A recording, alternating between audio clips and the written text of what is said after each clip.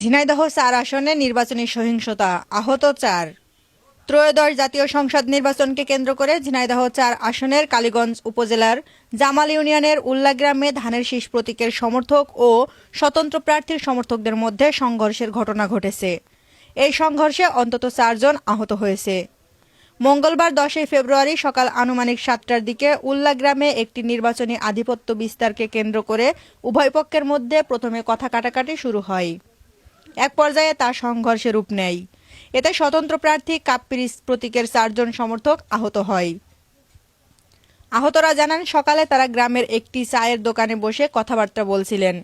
এ সময় একটি সিএনজি যোগে ৮ থেকে ১০ জন ব্যক্তি এসে অতর্কিত হামলা চালায়। হামলায় তারা আহত হন। পরে স্থানীয়রা তাদের উদ্ধার করে কালীগঞ্জ উপজেলা স্বাস্থ্য কমপ্লেক্সে ভর্তি করেন।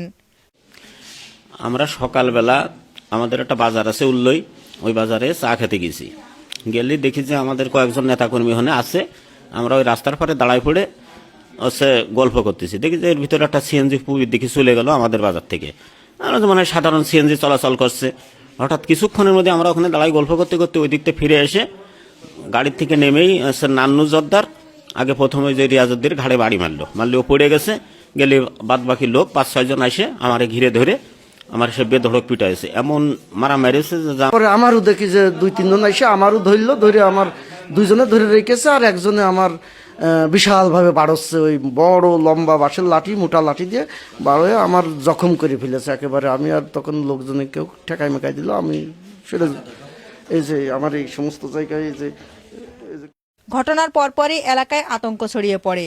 খবর পেয়ে আইনশৃঙ্খলা রক্ষাকারী বাহিনীর সদস্যরা দ্রুত ঘটনাস্থলে পৌঁছে পরিস্থিতি নিয়ন্ত্রণে আনেন।